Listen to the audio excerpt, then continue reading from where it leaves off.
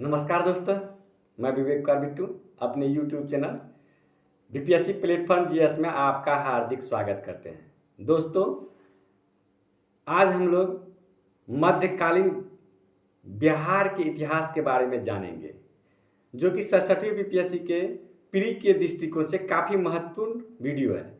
इसको बार बार देखें, इसे अपने नोट कर लें इसे और इसे दोहराएं। इससे 67वीं बीपीएससी में इनसे प्रश्न आने के प्रबल संभावनाएं हैं। आज हम लोग पाल वंश के बारे में पढ़ेंगे। पाल वंश का संस्थापक कौन था? तो पाल वंश का संस्थापक गोपाल था। इन्होंने 750 ईस्वी से 770 ईस्वी तक शासन किया। गोपाल ने ही बिहार शरीफ में ओदंतपुरी विश्वविद्यालय का स्थापना किया था।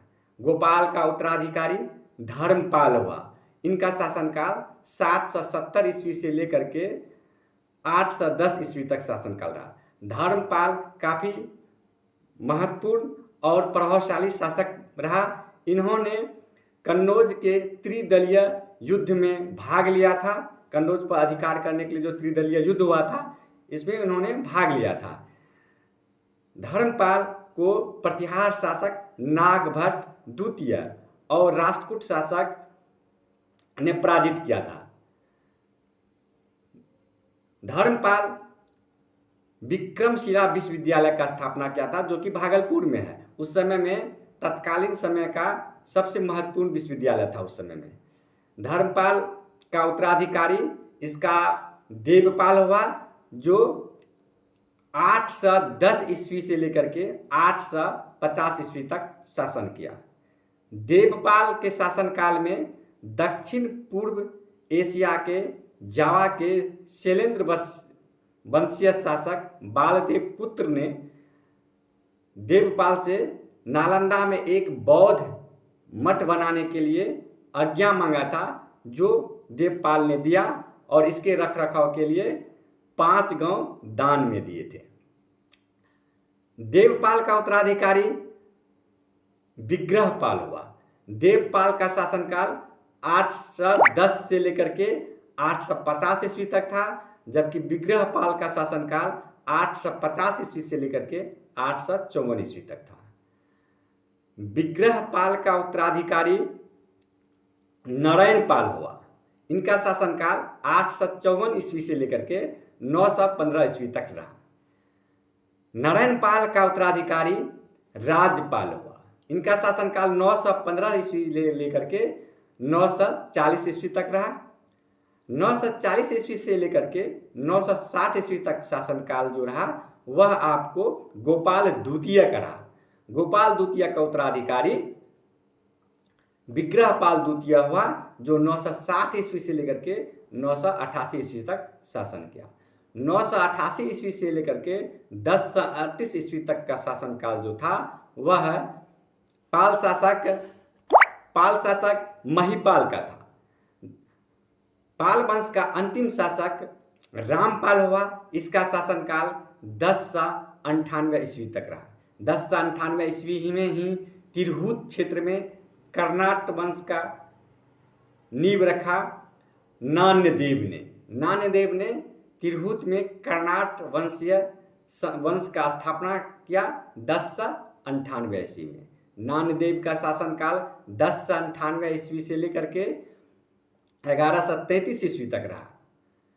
नान्यदेव 1133 ईस्वी तक शासन किया। नान्यदेव का उत्तराधिकारी गंगदेव हुआ। इन्होंने 1133 ईस्वी से लेकर के 1187 ईस्वी तक शासन किया। गंगदेव का उत्तराधिकारी नरसिंह देव सिंह हुआ और इनका शासनकाल 1187 ईस्वी पूर्व से लेकर के 1225 ईस्वी पूर्व तक रहा था। नरसिंह देव के शासनकाल में ही 1198 से लेकर के 1204 ईस्वी तक हिशाम उद्दीन का सहायक कुतुबुद्दीन बख्तियार खिलजी का शासन, जो कि हिशाम उद्दीन का सहायक था, बिहार में आक्रमण हुआ और इन्होंने बिहार के काफ़ी क्षेत्र को लूट करके अपना अधिकार को स्थापित किया। नान्यदेव के का नानदेव के शासन अंतिम शासनकाल समय में ही इल्तुतमिश का बिहार पर आक्रमण हुआ था। नानदेव के बाद नरसिंह देव सिंह के बाद उसका उत्तराधिकारी 1225 से लेकर के 1276 ईस्वी तक राम सिंह हुआ। राम सिंह का उत्तराधिकारी 1276 से लेकर के 1279 ईस्वी तक शक्ति सिंह देव रहा। शक्ति सिंह देव का उत्तराधिकारी 1279 से लेकर के 1324 ईस्वी तक हरि सिंह देव रहा। हरि सिंह देव के शासनकाल में ही ग्यासउद्दीन तुगलक जब बंगाल के आक्रमण से वापस लौट रहा था, तब उन्होंने बिहार के इस तिरहुत क्षेत्र के कर्नाट वंशीय शासन पर अधिकार कर लिया। इनका अधिकार करने के उपरांत मोहम्मद बिन तुगलक के शासनकाल में पूरी तरह से बिहार पर अधिकार करने के उपरांत यहाँ का प्रांतपति जो नियुक्त किया गया था वह मजदूल मुल्क को किया गया था। मजदूल मुल्क हरि सिंह को अंतिम रूप से पराजित किया और यहाँ पर इन क्षेत्र का कर्नाट क्षेत्र का तिरहुत के कर्नाट वंशीय शासन के क्षेत्र को जो है नाम बदल करके तुगलकाबाद रख दिया गया। यहाँ पर उन्होंने दुर्ग का भी निर्माण किया। तुगलक वंश के शासक ने दुर्ग का निर्माण करने के उपरांत जामा मस्जिद का भी निर्माण किया।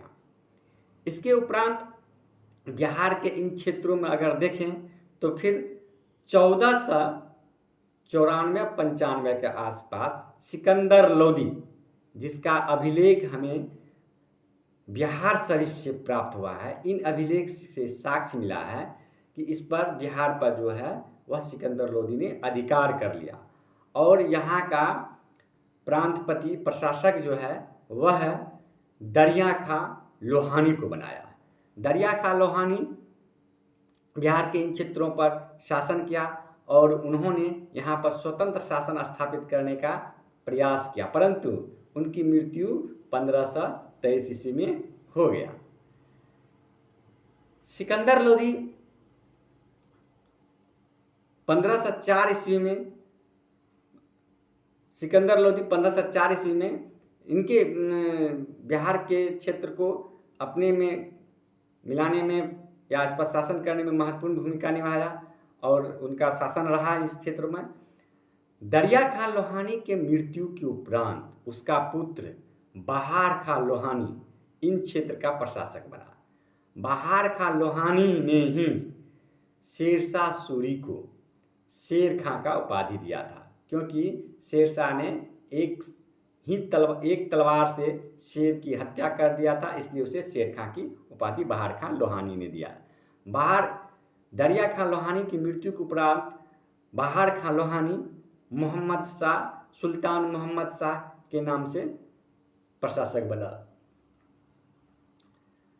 उसके बाद जब मुगलों ने इब्राहिम लोदी को पराजित करके मुगल वंश का नींव रखा, तब उस समय में इस क्षेत्र में अंतिम रूप से अफगानों ने अपने सत्ता को मजबूत करने के लिए इकट्ठे होकर के युद्ध लड़ने का काम किया, जिसमें घाघरा के युद्ध में बाबर ने इन अफगानों को पराजित कर दिया। उसके बाद शेरशाह सूरी, जो कि सासाराम क्षेत्र का प्रशासक बना हुआ था, इन्होंने अपनी शक्ति को इकट्ठा करने के उपरांत सूरजगढ़ के युद्ध में बंगाल के शासक को पराजित करके अपने स्थिति को काफ़ी मजबूत कर लिया, जिसके फलस्वरूप उसका अगला आक्रमण हुमायूं के विरुद्ध हुआ। हुमायूं और शेरशाह सूरी के बीच में बक्सर के निकट चौसा में युद्ध हुआ। इस युद्ध में यह 1539 में युद्ध हुआ था। इस युद्ध में शेरशाह सूरी हरा दिया हुमायूं को। हुमायूं को हराने के उपरांत शेरशाह सूरी का स्थिति काफ़ी मजबूत हो गया और हुमायूं ईरान भागने के लिए मजबूर हुआ। 1 साल के बाद फिर से हुमायूं पूरी ताकत से शेरशाह से लड़ने के लिए आया और कन्नौज में, जिसे बिलग्राम का युद्ध भी कहते हैं, दोनों के बीच में भिड़ंत हुआ, जिसमें पुनः हुमायूं हार गया और शेरशाह सूरी की जीत हुई। इसके बाद शेरशाह सूरी ने आगरा में अपना राज्याभिषेक 10 जून 1540 को करवाया। बिहार के इन क्षेत्रों के इन घटनाओं का उल्लेख दाऊदी दाऊदी में मिलता है। शरफुद्दीन अय्या मनेरी ने भी जो पुस्तक लिखा है, जो किताब लिखा है, उनमें भी इस क्षेत्र का उल्लेख मिलता है, इन युद्धों का उल्लेख मिलता है। उन पुस्तक का नाम इस प्रकार है, मलफूजात एवं इन्होंने जो शरफुद्दीन अय्या मनेरी ने जो पुस्तक की रचना की थी, उनका नाम मलफूजात एवं मनाकिबुल असफाया है। मनाकिबुल असफाया है। शेरशाह सूरी जब भारत का सम्राट बना, राजा बना, सुल्तान बना, तो उन्होंने मारवाड़ के विरुद्ध भी युद्ध किया। मारवाड़ के मालवदेव के विरुद्ध युद्ध किया था, जिसमें उन्होंने कहा था, एक मुट्ठी बाजरे के लिए मैंने हिंदुस्तान का साम्राज्य ही गंवा बैठता। इसके उपरांत कालिंजर में बम विस्फोट होने के उपरांत हथगोली फटने के कारण 1545 ईस्वी में शेरशाह सूरी की मृत्यु हो गई। इस प्रकार शेरशाह सूरी की मृत्यु होने के बाद एक महत्वपूर्ण कालखंड खत्म होता है। शेरशाह सूरी की प्रशासनिक क्षेत्र में काफ़ी महत्वपूर्ण सराहनीय काम रहा था। उन्होंने डाक प्रथा को सुदृढ़ करके, व्यवस्थित करके चलाया था। इसके बाद उन्होंने भूमि की पैमाइश करवाई। भूमि की पैमाइश करने के उपरांत इन्होंने किसानों से कबूलियत और पट्टा प्रथा की शुरुआत किया। इन्होंने भू राजस्व 1/3 सुनिश्चित किया। इसके बाद उन्होंने सड़क व्यवस्था पर भी काफ़ी ध्यान दिया और GT road, grand trunk road. नमस्कार दोस्तों, मैं विवेक कुमार बिट्टू। इसके बाद शेरशाह सूरी ने बीपीएससी सिंचाई के लिए भी व्यवस्था किया था और सिक्के दोस्तों 178 ग्रेन के चांदी के सिक्के रुपया चलाया था और 380 ग्राम के तांबे के सिक्के चलाए थे। है। तो इस प्रकार से बीपीएससी का आज के लिए यहाँ तक हम लोग देखें इतिहास का।